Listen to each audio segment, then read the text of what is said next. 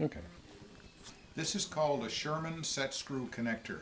The last ones we bought were about 40 years ago, and from what I can see, they're not available anymore on the commercial market. However, we are able to make them, and these are used for making internal connections, such as right here. There's a wire that goes down from the top half of the motor into the bottom half, and it's connected together with that, or where they go up inside of the car, they're also connected there.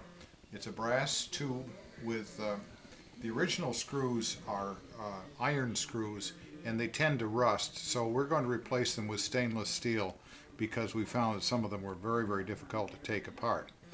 Now, the wire that we're using is fine stranded. That's what they use when you run to a motor, because you need flexibility when the motor moves. And it's very difficult for these screws to compress down on the wire when they're tightened up. So what we do is we solidify this short section of wire by applying solder to it. Right. This is called the motor pinion. It's attached to the motor shaft, and if I was strong enough I could turn it around. There's another gear, the larger gear here. This has 17 teeth. I think the other one has 71 teeth. So this one turns fast, the other one turns slow, but it develops a lot of power. These are held on to the shaft with like taper fit. And what we do is the inside of the pinion fits that exactly. This one has had looks like it's gotten kind of beat up. We think this may be the one that was loose when the motor came to us.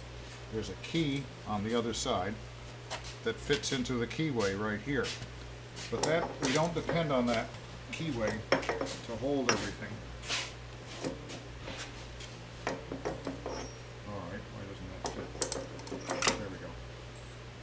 We shrink this on. What we'll do is we'll put this pinion in water for about an hour, and then we'll heat up and expand. Then we'll put it on, hit it with a lead hammer so that it goes on pretty tight, and then it will shrink on and it will stay very well. However, just to be sure, they put this lock washer on here, which goes over this pinion nut, this big nut. And this nut is just a safety. It really shouldn't do anything, though we did find one of them was loose when we started work on this. And then to keep this nut from turning after we tighten it way up, we'll bend these edges over on the pinion nut, or on the pinion washer, and it should stay put. So that will be done in a while.